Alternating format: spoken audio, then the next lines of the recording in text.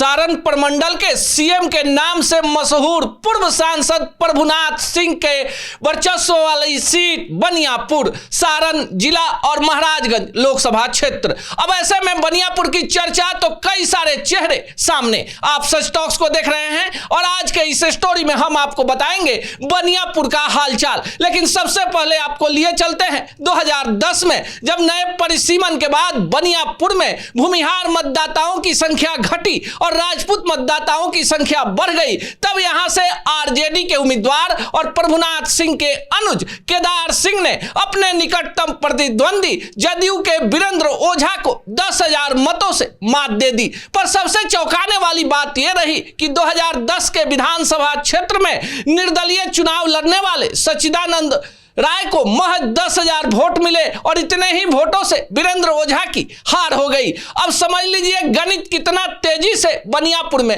बदल गया। 2015 में फिर यही कहानी दोहराई गई। प्रतिद्वंदी थे तारकेश्वर सिंह, जिन्हें बीजेपी ने अपने सिंबल से खड़ा किया। जदयू आरजेडी का कॉम्बिनेशन हो गया और ऐसे में फिर से केदारनाथ सिंह यहां से लगभग 15,000 वोटों से चुनाव जीत गए। 2020 के विधानसभा चुनाव में यहां से एनडीए के टिकट पर तारकेश्वर सिंह और वीरेंद्र ओझा जो आजमाइश कर रहे थे और यह सीट चली गई वीआईपी को। वीआईपी ने अंतिम समय में एनडीए में एंट्री मारी थी और अंत में वीआईपी ने यहां से वीरेंद्र ओझा को अपना सिंबल दे दिया। फिर केदारनाथ सिंह यहां से आरजेडी के प्रत्याशी थे और केदारनाथ सिंह ने यहां से फिर से वीरेंद्र ओझा को मात दे दी।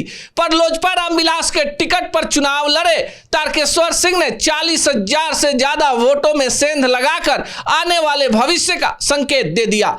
2024 के लोकसभा चुनाव में इस सीट से बीजेपी बढ़त लेने में कामयाब रही और इतनी बढ़त ले ली कि अखिलेश सिंह को भी बड़ा झटका लगा कि आखिर भूमिहार वोटर कांग्रेस को क्यों वोट नहीं करते। आकाश सिंह भूमिहार थे, अखिलेश सिंह कांग्रेस के प्रदेश अध्यक्ष, पर बनियापुर के भूमिहारों को मोदी का लहर भाया और 2024 में निर्णायक बढ़त बनियापुर से बीजेपी को मिल गई। 2025 में क्या होगा तो आपको बताएं कि 2025 में केदारनाथ सिंह का सिंबल बदल जाएगा, यानी परिवार एनडीए में जदयू में, तो केदारनाथ सिंह भी जदयू से ही चुनाव लड़ेंगे। तो फिर एनडीए के दूसरे उम्मीदवार जो टिकट की आस में है उनका क्या होगा, तो उन्हें अब 2030 तक इंतजार करना होगा।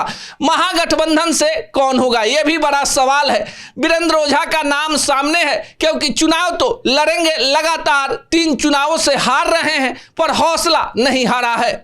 बनियापुर में भूमिहार वोटरों को लेकर एक बड़ी कहावत मशहूर है कि यह वोट बैंक यहां पर प्रसाद की तरह बढ़ जाता है, जबकि राजपूत वोटर चाहे आरजेडी का उम्मीदवार हो चाहे जदयू का, प्रभुनाथ सिंह के परिवार के साथ अपनी विश्वसनीयता दिखाता है। 2025 में महागठबंधन से यहां कई सारे दावेदार हैं, जिसमें तारकेश्वर सिंह की पत्नी पूर्व विधायक अशोक सिंह की पत्नी चांदनी देवी, जिन्होंने जिला परिषद के चुनाव में सबसे ज्यादा वोटों से जीत हासिल की है, वीरेंद्र ओझा जो अभी फिलहाल मुकेश सहनी की पार्टी में है और टिकट नहीं मिला तो फिर ये आरजेडी या कांग्रेस की तरफ जा सकते हैं। साथ ही साथ अन्य कई सारे दावेदार हैं, जिसमें बीजेपी से अजीत सिंह, साथ ही साथ हम सेकुलर से भी एक बड़े दबंग उम्मीदवार यहां जोर आजमाइश लगाए हुए हैं।